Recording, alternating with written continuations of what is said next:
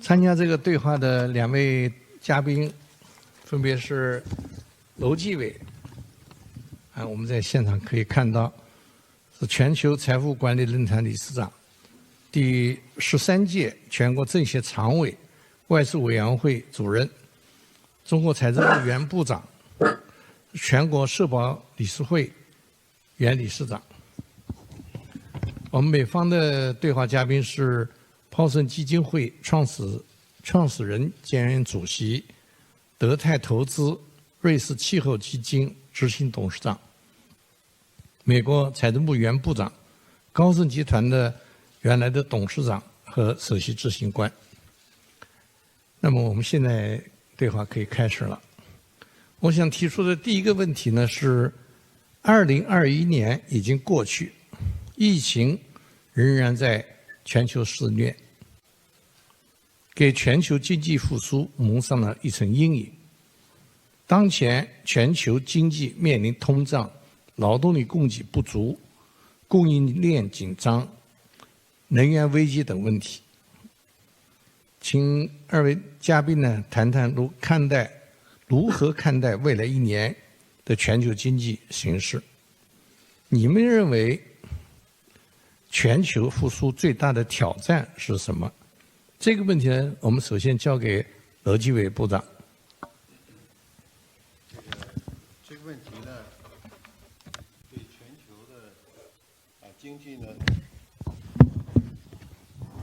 刚才呢这个题目呢对全球经济情况呢做了一个描述，但是我觉得的话呢不是特别适合于中国中国呢这个外防输入、内防反弹的这个疫情的管控措施呢还是比较有效的，而且呢我们也没有发生通货膨胀，是吧？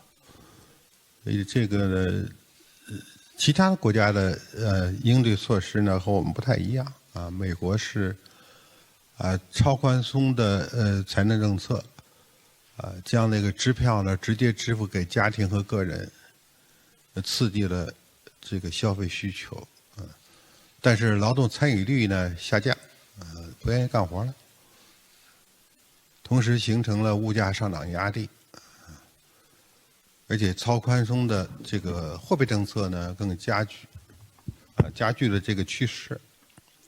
欧洲的情况也类似拉美的情况最为严重亚洲国家呢相对较好。今年呢估计呢各国的财政货币政策呢将会回调了，会减轻物价上涨压力。对全球来说呢这个最大的不确定性呢仍旧是疫情了。如果疫苗呢能够普遍的接种而且有效人员的这个流动货物的流动可以正常，复苏呢将是会比较强劲。最大的挑战呢将是通货膨胀，这是我一点看法。刚才楼部长对中国和美国、东方和西方的防疫政策呢，指出了一些不同点，也有一些共同点。我们未来的挑战呢，有很多都是相同的。下面请泡盛先生来发表意见。Okay. Thank you all very much. I'm delighted. I'm hearing. Excuse me a minute.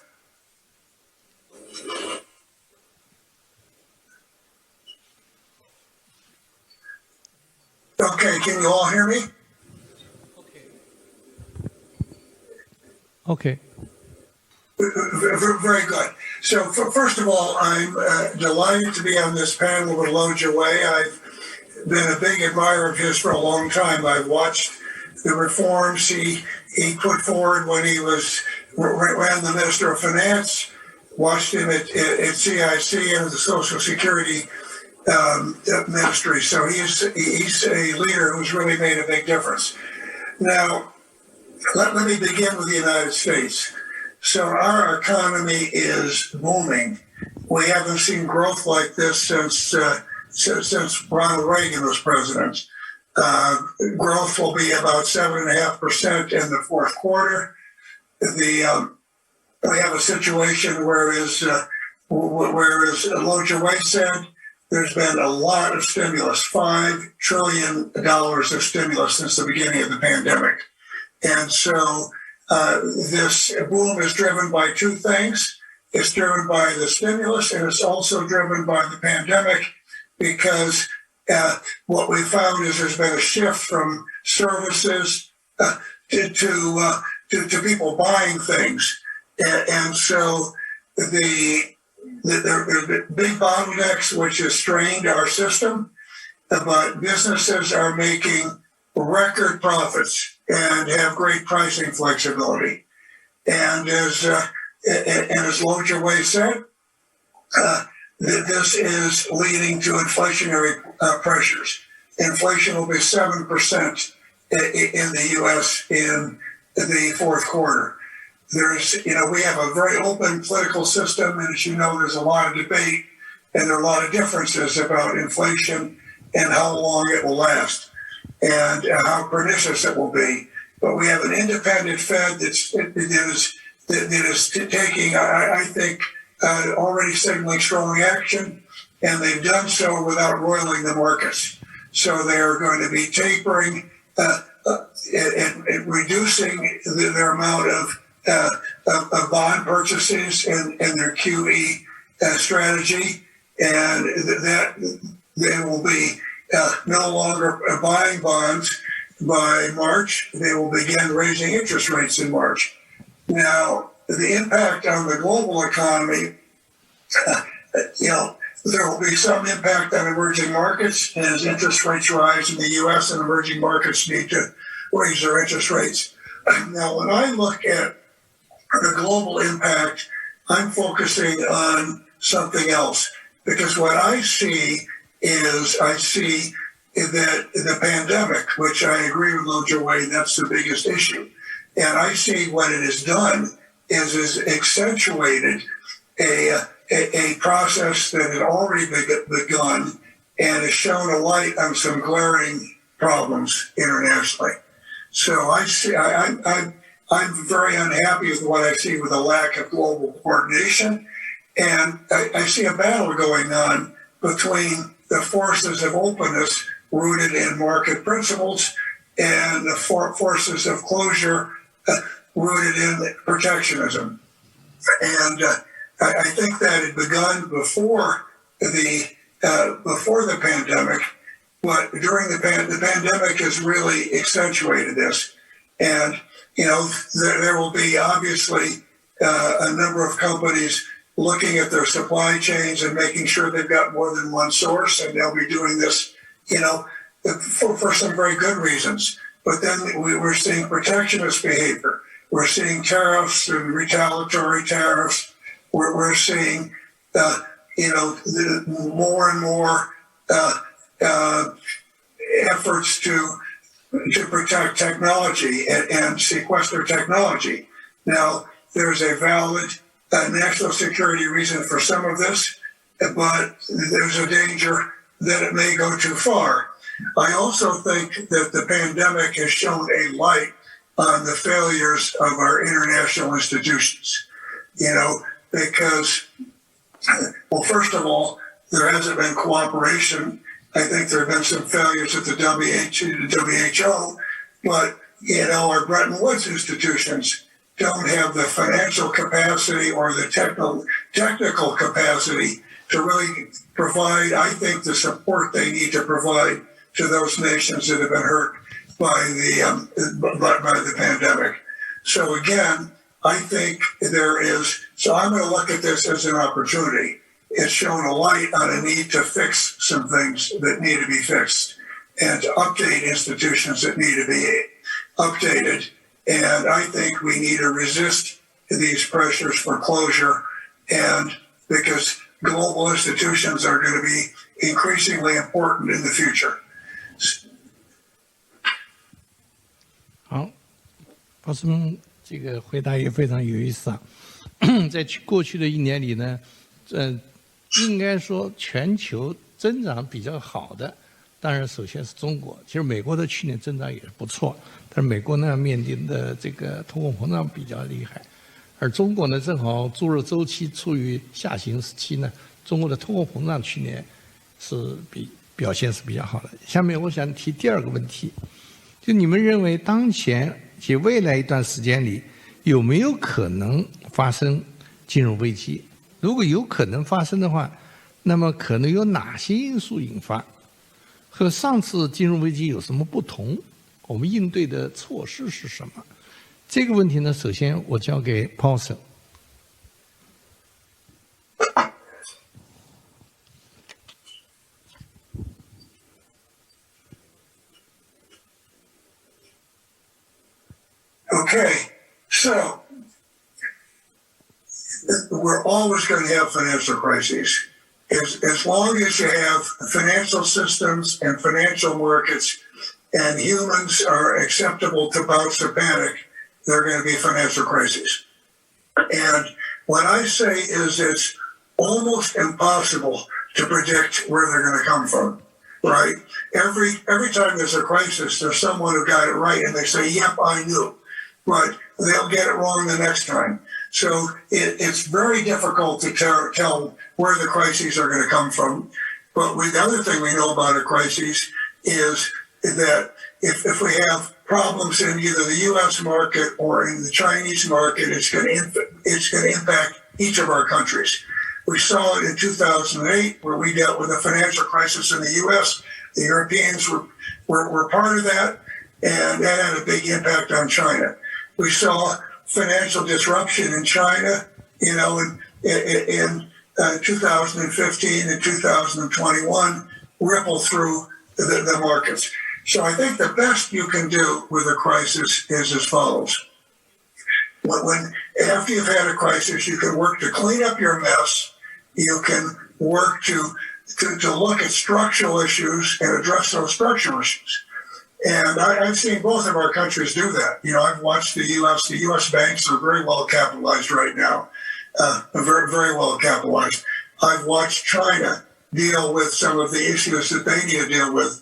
And Lo Jiawei working on, shadow markets and leverage there. And I've watched your country take action this year on letting some of the air out of the real estate bubble, and doing it in a way in which you minimize the disruption.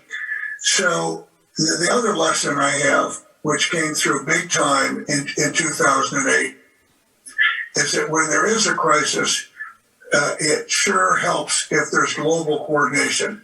So therefore, I think it's very important that we have dialogues between our two countries on macroeconomic policy and on financial issues, because what I saw in 2008 and 2009, the way that I was able to work with my Chinese counterparts at that time, that was Zhou Xiaotren, made a big difference, and the crisis would have been far worse.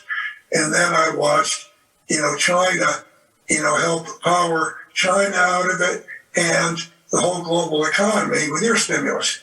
Now, your stimulus might have been too much in 2009, and China suffered from that for a while, but the rest of the world benefited. And so again, coordination, I think, is very, very important. Let's never think we can do away with financial crises. Let's never think we can point to the problem and say, this is it, and we're going to prevent it. Because there's so much. Just take a look at, in 2020, when COVID hit and our system shut down, it could have moved very quickly to the financial system. But our country took very quick action then. You can never tell when it's going to hit, but you need to be prepared to act quickly. 这个 Paulson 的讲话很有意思啊，就是说金融危机呢一般是很难预测到的。如果大家人人都觉得很快要发生金融危机的话，这个金融危机反而有可能是可以避免的。那么第二个呢，就是08年的金融危机的时候呢，中美合作是一个非常成功的范例。当时中美之间呢，这个对话非常频繁，动作也做到了很大的程度上的协调，所以能够成功的应对了08年的金融危机。好，下面我们请娄部长发表意见。这个我也很同意 Paulson 的这个看法。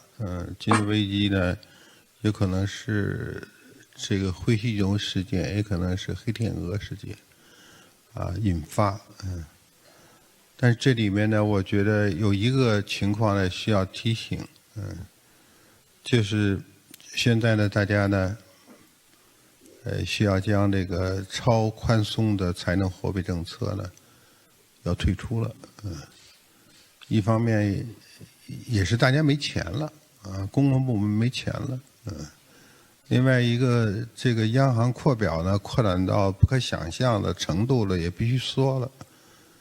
这个时候非常容易触发那些已经可能产生的那些风险。特别是呢，在一些国家呢，这个资产价格上涨高位了，这个财政政策、货币政策退出的时机呢，或者是力度、节奏不当，就很可能呢，触发危机。两个方向了，这个比如美国来说，财政政策退出。这个现在这把支票都发到个人和家庭，又退出来了。那这些基层的人呢，他已经不愿意工作了，他就不高兴了可能是社会极化呀，动荡啊，那么现在呢，资产价格为什么在高位？相当多的企业呢，它是回购自己的股票。如果呢资产在高位货币政策退出如果这个节奏不当的话，出现了比较大的市场价格的回调，这些企业的资产负债表就要恶化，上次呢金融危机呢和这次不一样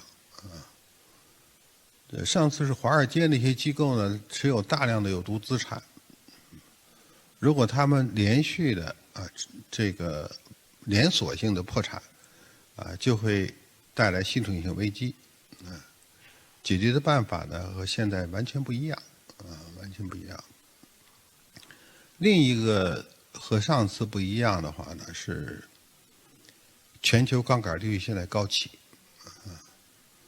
经济增长的刺激工具呢已经不多了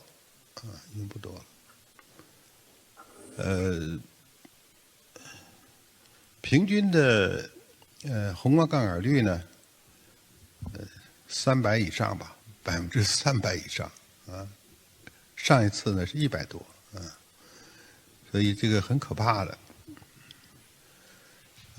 在这种情况之下呢，美联储的退出政策这个的外溢效应比上次也大得很多所以我非常同意呢汉Paulson所讲的要加强全球合作和上次一样我就讲那么多好，谢谢。下面一个问题呢，我们是专门提给娄部长的就是12月份呢，中国召开了中央经济工作会议，对2022年的经济工作呢做出了部署。明年中国经济工作的重点是什么？你如何看待明年中国的财政和货币政策？对，我刚才说过了，这个第一个问题呢，对全球经济的分析呢，好像跟中国的情况不太一样那么去年呢，中国的经济增长呢是8%那么 CPI 呢只有0.9%，这个中国的财政政策呢和西方也不太一样。我们是对企业的大规模的减税降费那么少数资金是针对补助个人。那么货币政策呢，也以这个支持中小微企业的贷款为主。这样就结果是什么呢？恰恰和其他国家相反，就是我们的最终消费不足。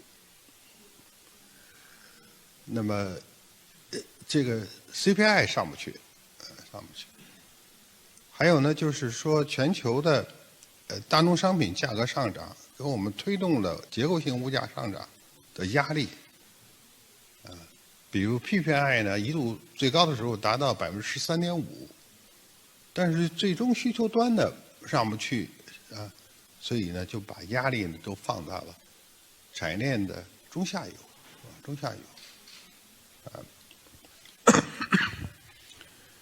那么这时候呢，还有一个特点就是外部需求还是强劲的，但是他们供给不足，给中国带来的机会，去年的外贸出口非常好，对经济增长呢有很大的促进作用。但是在工作中呢存在着对这个比如说房地产的压缩过猛啊，运动式减碳呀等等的一些偏差了。这个虽然在下半年以后呢逐步进行了纠偏，但是已经对那经济增长呢产生了不利的影响，不利影响。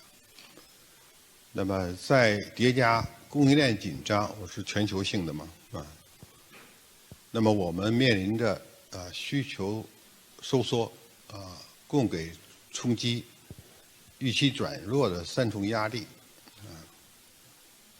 那么这个中央经济工作会议呢提出呢要稳字当头、稳中求进并要求慎重出台有收缩效应的政策进一步强调了纠偏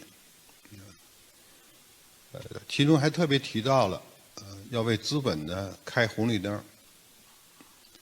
我觉得红绿灯的这个说法呢，它是非常的形象的。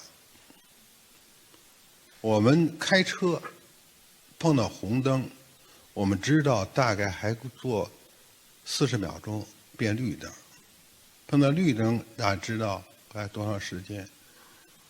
就是有规则，有预期，不能够说呢一红灯就是半小时，一绿灯又半小时，这不行，那不叫红绿灯，得有这样就这样。这个当然监管部门好多在这儿呢哈，这是我的理解看你们是怎么理解的这就有规则有预期不能够说这个运动式的一些做法，像去年对房地产那样做法一样。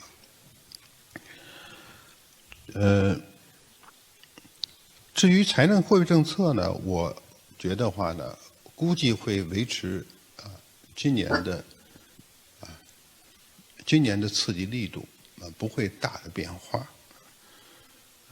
强调呢方向呢要更加精准更加精准。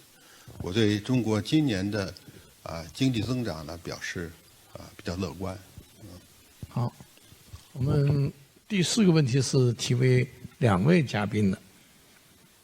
这个泡盛基金会呢，在推动碳的减排和绿色金融发展方面，以及生物多样性的保护方面呢，取得了令人深刻的成就。请问泡盛，你认为目前全球绿色转型遇到了哪些挑战？对全球更加平稳的实现经济绿色转型，你们2位有什么建议？金融机构呢，在绿色转型过程中面临哪些机遇？应该如何发挥作用？这个请泡盛现在回答这个问题。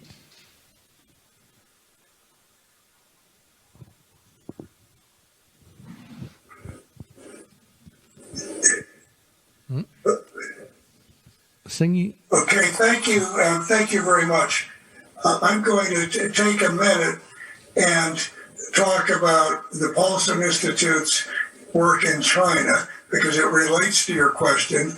And we just have celebrated our 10th anniversary here. And the focus of the Paulson Institute in China is on conservation and green finance principles. And we have a green finance center.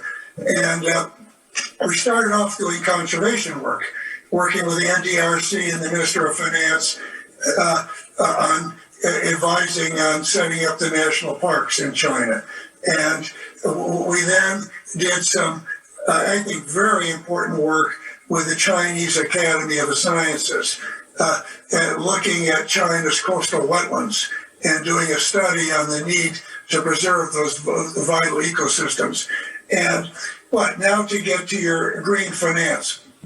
And China has been a leader in thinking in green finance. And in 2015, when China chaired the G20, the Paulson Institute was an advisor to Ma Jun, and working with the Chinese government on green finance principles, which was something that came out of that and out of that G20. And then we were one of the founding members of the Green Finance Principles for the Belt and Road, which is a set of voluntary lending standards. And the Paulson Institute was the only U.S. NGO that was part of that. Every year, we do an annual study of fintech in China. So how Chinese fintech contributes to sustainability. We have focused big time on biodiversity conservation, and I can maybe talk more about that later, but that is hugely important. We did a study for the MEE on financing nature, the biodiversity financing gap, and now that the CBD, which is the Convention on Biodiversity, the meeting has been scheduled in Kunming in the spring, we're doing a study for the MEE on financing biodiversity in China. So we're working with the AIIB and setting up a center to advise them on how they can take biodiversity into account when they do their work. And we're working with Ma Jun to update the green financing lending principles for the Belt and Road to look at biodiversity. Now, in terms of how both countries can work together to meet the challenge of the net zero challenge, the transition to a greener economy, I think this is an area where both countries are working together. I think we can do more. And I'm delighted that our two presidents have selected this as an area for cooperation. We're working on methane reduction and a number of other things. But I see a huge opportunity here to cooperate on reducing reliance on coal, on research, on helping to commercialize the kinds of climate technologies we're going to need to green industrial processes, steel and cement, and processes like this. And so there's an awful lot to be done. But the huge challenge that we face is this. The challenge is governments have set voluntary targets and are working to meet those voluntary targets. But governments don't have the financial capacity to do what needs to be done, and they don't have the know-how. They're not going to make the transitions that businesses are going to make.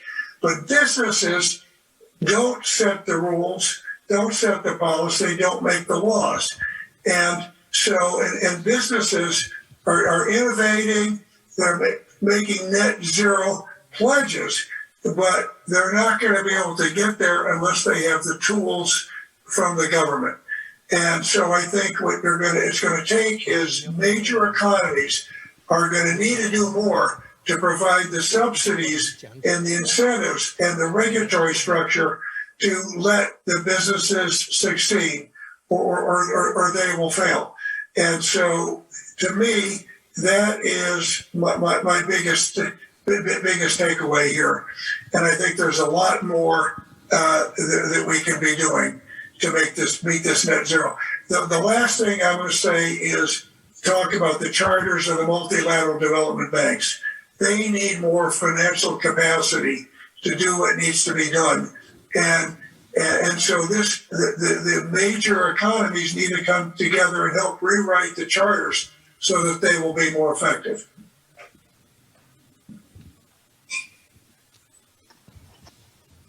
好，那我们现在请楼部长对这个 Paulson 的刚才的发表的意见做个点评吧。好吧，这个Paulson 先生刚才讲的呢都是要点啊。那么我呢是强调一些呢，就是说呢要解决激励问题。大家现在说呢绿色金融呢说的很时髦了，但是绿色金融呢，不管是各种金融工具，不管是贷款呀，不管是债券呀，假定说面对的使用对象，比不搞绿色是赔的，为什么搞绿色金融？有什么机制，有什么激励让他们去做呢？你或者政府有碳补贴、碳税啊，或者是呢，我们有这个碳排放额度的交易，通过交叉补贴，使得呢使用贷款绿色金融的这个使用方他能够获得好处，他愿意用，那么提供方就愿意提供。不能说的很时髦，实际上不解决激励机制是不行的，不行的。这个呢，就需要呢市场和政府呢共同发挥作用。首先呢是要弄清楚，每一个行业、每一个工艺，它的碳排放的测度，说的是要第三方测度。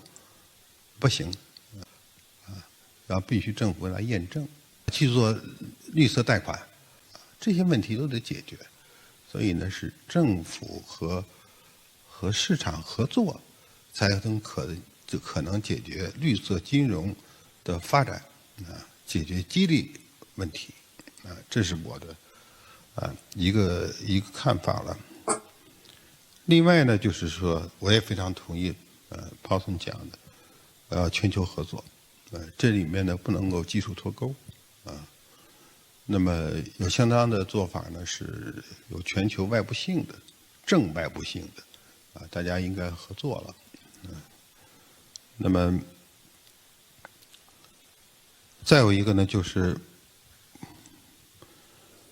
这里面呢有这个，我担心是这样的啊，现在呢都在谈。碳调节税、碳关税，这里面要重视共同担有区别的责任，不能说谁排的碳多这个国家应该多交碳调节税，要看呢哪个国家有历史上的碳负债，哪个国家有历史上的碳资产。那么这个不然的话呢，会打压这个发展中国家的经济增长，这个碳调节税是这样，碳关税呢也有这样的问题，绝不能够变成了一个制造贸易壁垒的工具，这是这个我看到风险比较多一点，所以我从这个角度多说了一些。我非常同意二位的发言啊。现在我们经常说要用金融去支持绿色发展，但是我个人觉得也同意，就是对金融的作用不要泛化。现在一说什么发展都要靠金融，这个实体经济发展要靠金融，科技发展也要靠金融，绿色发展需要靠金融，连共同富裕也要靠金融。金融一定要支持任何东西，它都是有前提和条件的，是需要政策环境的，否则的话，这就是一个口号。下面一个问题呢，我想提给 Paulson， 因为 Paulson 曾经提到，我们应该创造一种新的资产类别，包括肥沃的土壤、有效的农作物的授粉和健康的流域。这个看法非常的新鲜，您是不是可以分享一下您的想法？你认为全球在这方面如何开展合作 ？Paulson, please.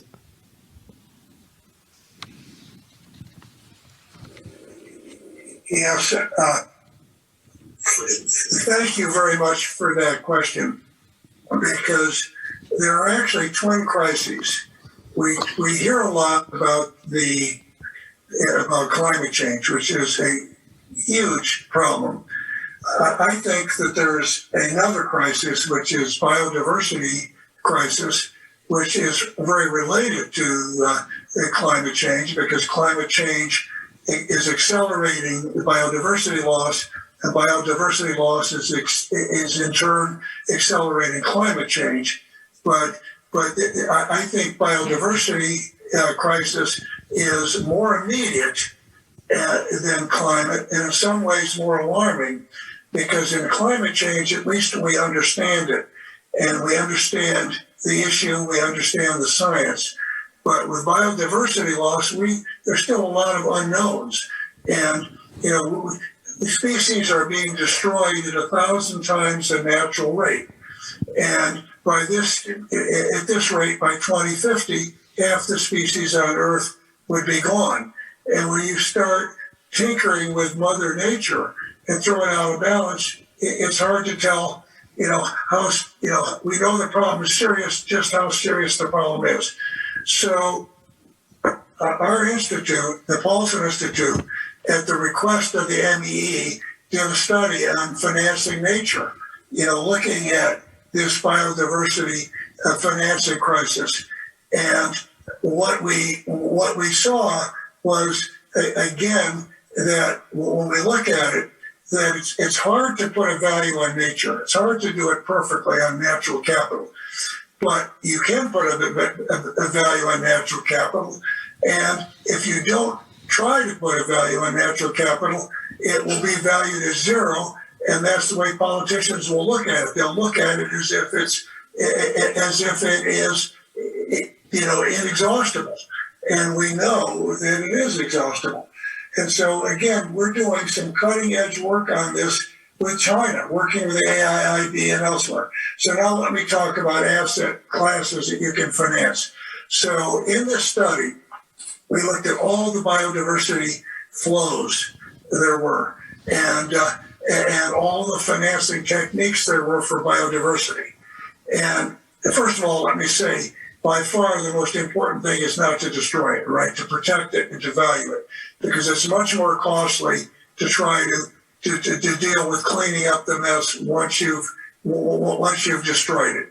But there are some very interesting financing techniques, and I'm going to give you a couple of examples. Let's talk about watersheds. And one prime example is in New York City, where there was a need to build a water filtration plant, which would have cost a couple of $1 billion. And rather than building that plant, what New York City did was invested in saving a watershed in the Catskills, a semi-wilderness area nearby. And so to clean that up, to make sure that waste and fertilizer didn't flow into the water, to preserve the watershed was much cheaper than the gray infrastructure. And I've seen, nature-based watershed programs that I've worked on, again, with an organization I set up, the Latin American Conservation Council, throughout Latin America. So we're increasingly going to see opportunities to put a value on natural capital and finance them. And there's a lot more work that can be done here. And again, I commend the AIIB, because they are now looking at at biodiversity conservation. And there's a lot of good work being done on this in China. So again, I hate to just point to a problem, but I do think the destruction of our biodiversity globally at a rapid rate is a very alarming problem. It's going to have a big economic impact. It's going to have an impact on health. And the things we can do that are the least costly to save our biodiversity is to change our agriculture policies. We can still do things to stimulate production, but we can do it in a way in which we don't harm natural capital. And here I'm talking about forests, I'm talking about fisheries, and talking about farms. And so ag policy, if we just reform that, it makes a huge difference. The other is the financial system. If, I totally agree with what you and Lo Jiawei said. Green finance is meaningless unless it's got some teeth behind it, because loaning money or investing money for a loss is not a sustainable structure. But when you look at no institution, no bank wants to make a loan where they lose money, but they shouldn't also make a loan or make an investment where you're destroying natural capital without at least having to disclose the impact. So I think that would be a big step forward also. And then of course, valuing this natural capital so you preserve it. But you're going to see increasingly some very interesting financing techniques, and because productive soils are worth a lot. Okay, pollinators, bees are worth a lot. If we were to lose those, we're talking about hundreds of millions of dollars of cost in economic terms. 听了刚才Paulson 的讲话，看来有的媒体说Paulson是一个终身的环保主义者，看来他已经成为环保的专家了，这个是名副其实的。下面一个问题呢是提给两位嘉宾的。这个近一段时间以来，我们看到中方和美方各层级的对话都在展开。Paulson 呢也曾经主张中美关系需要修复。那么您认为中美两国哪些方面可以进一步凝聚共识，展开合作？请 Paulson 先回答这个问题，然后请罗部长评论一下。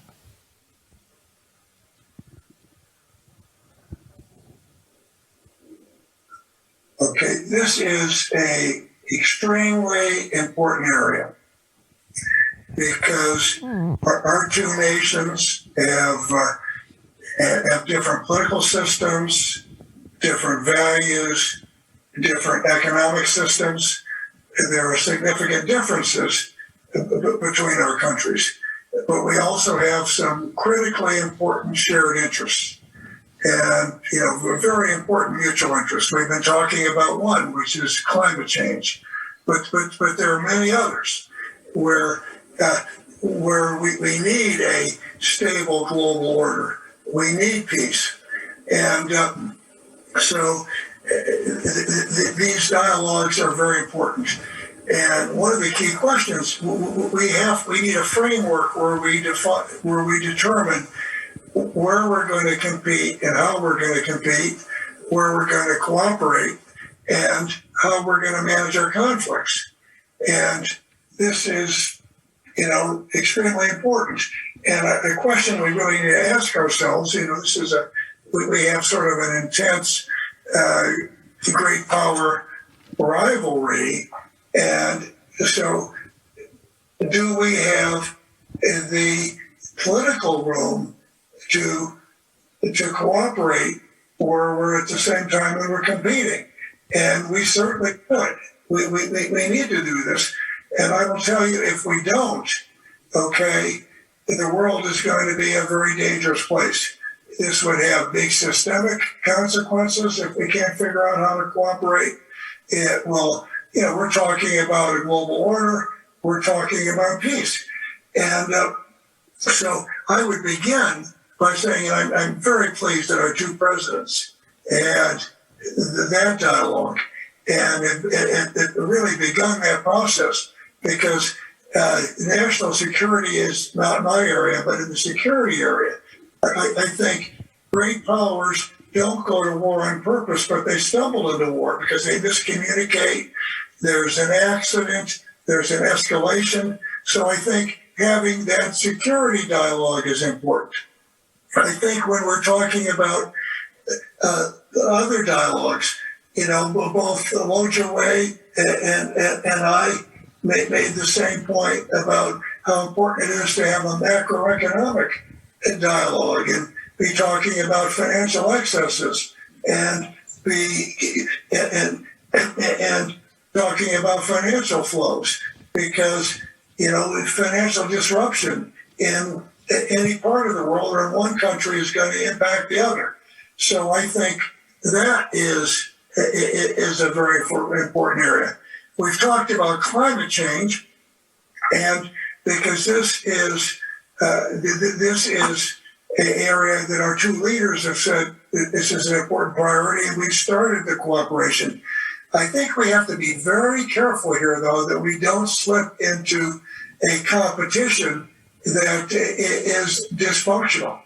And Jiawei mentioned that when he talked about how this could possibly lead to harmful competition as opposed to cooperation. So that's an area.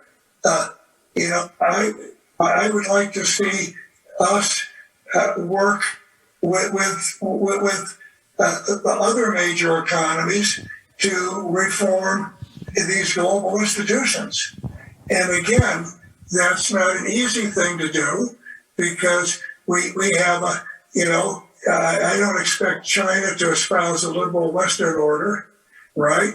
But we both have an interest in global stability.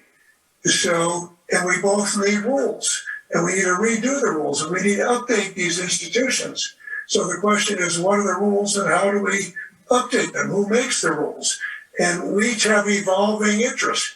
But again, there's going to be a challenge to come together and cooperate. I'd like to see us do more in the trade area, right? I think that's going to be difficult.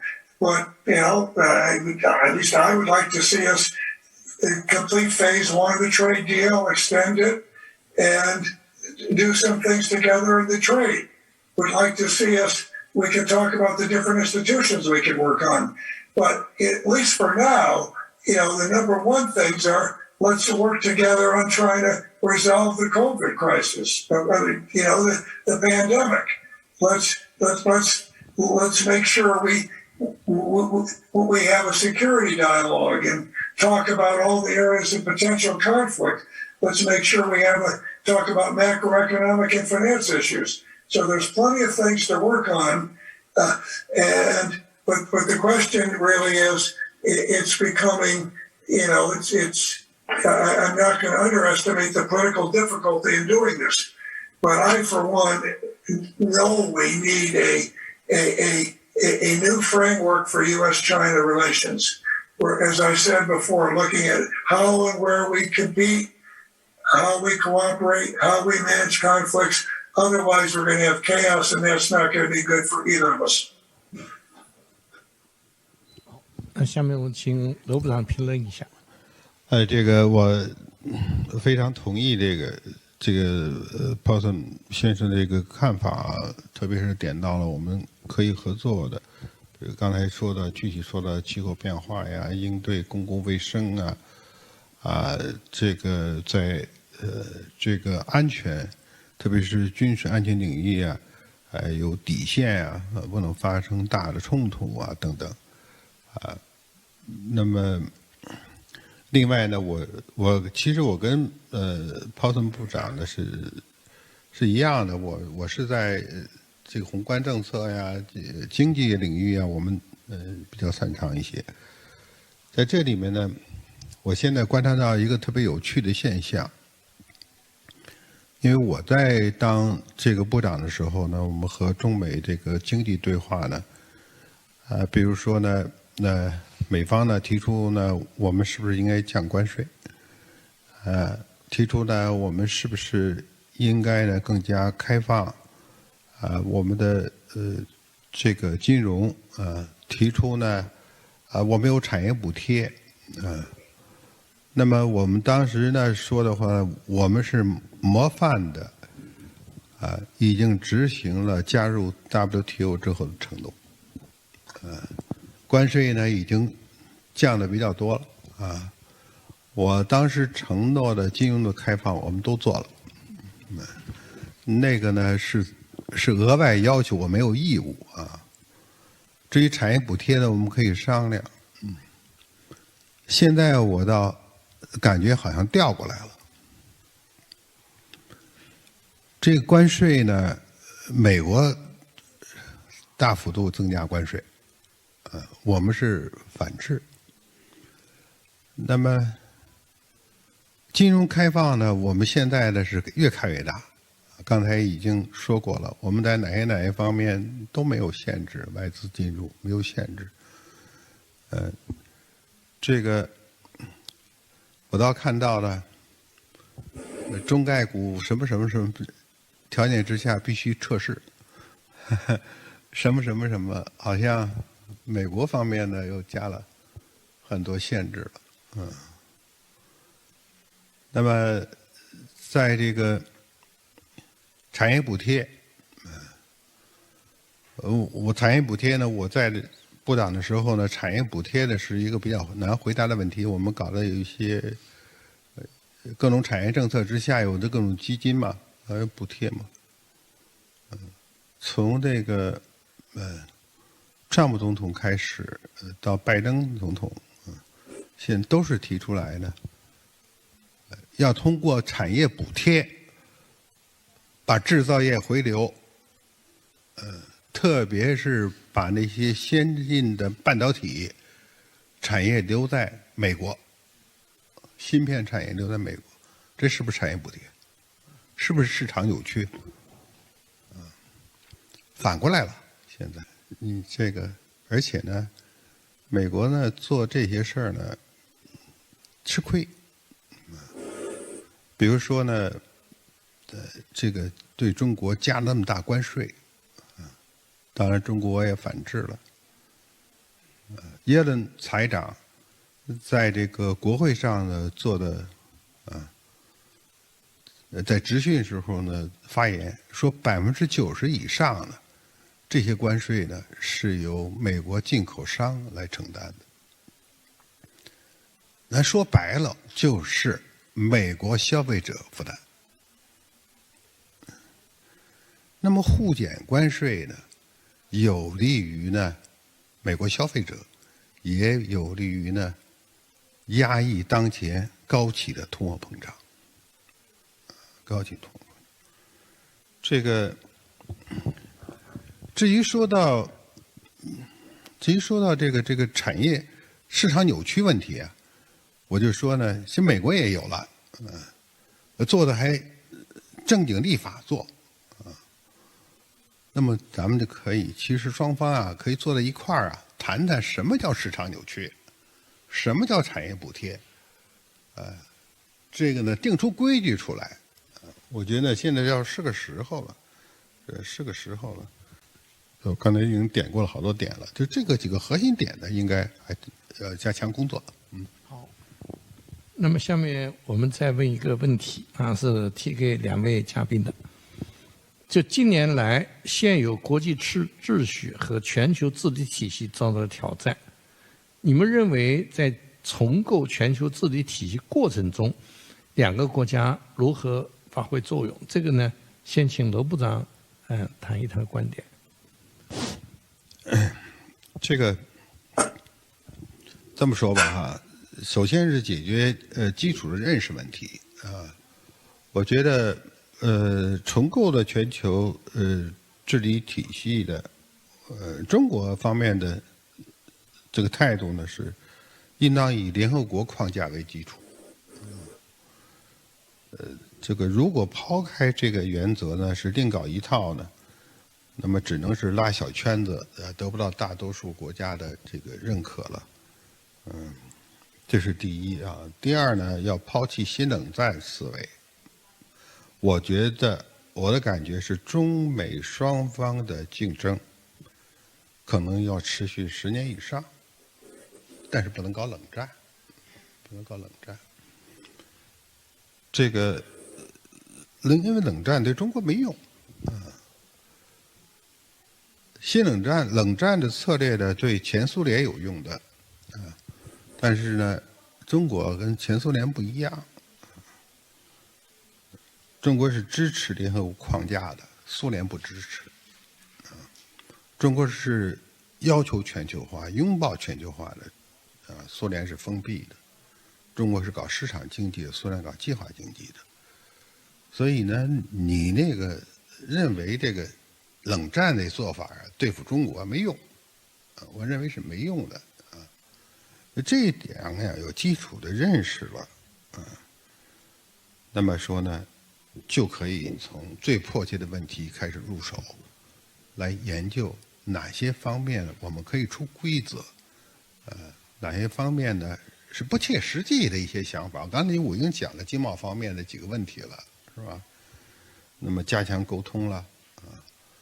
然后呢，这是说中美，当然这里头呢，中美呢可以通过 G20 的机制，通过 G20 机制呢，那么看看，因为 G20 机制的话，这个如果这个成为共识之后呢，其他方面的这个改进的时候就比较容易，比较容易。目前比较迫切的话呢是这个 WTO 太落后了。现在呢，经济呢，社会呢已经数字化转型了，这个而且呢，全球呢大家成共识了，要向低碳，这个低碳社会转型。WTO 的规则呢，实际是远远是落后的，落后的。那么，数字贸易啊，这个贸易规则呀，环境商品的定义呀，交易啊，等，都需要解决啊。这些方面呢，我们这个题目上可以加强合作吧，好，刚才罗部长对于全面的阐述了中方的一些观点，下面我们听听鲍森谈谈自己的观点。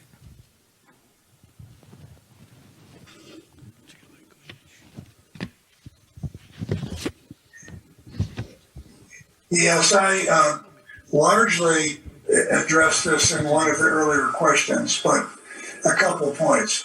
While we're talking about in tariffs, I really do believe that one of the things that we tried to do for a long time and China had resisted was eliminating tariffs on environmental goods and services. I happen to think it makes no sense, and it is, it just is.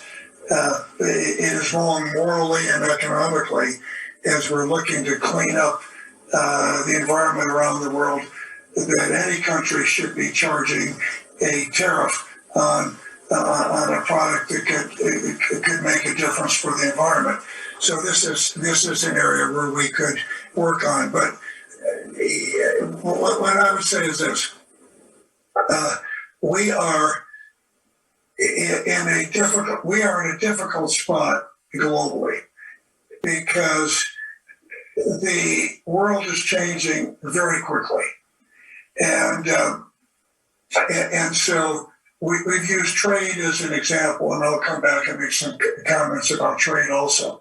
But when you look at what's happening in technology, when you look at what's happening in this cyber area, when you look at what's happening in space, in the oceans, in terms of what's happening in genetic engineering or whatever, that the technology is moving faster and the world is changing faster than, in some ways, our ability to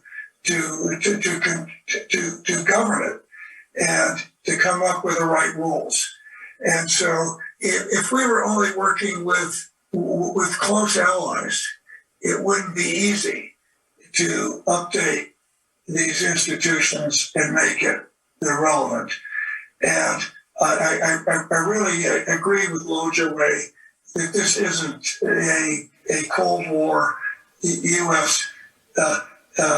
Russia competition, but history shows that great power rivalries, are usually don't end well.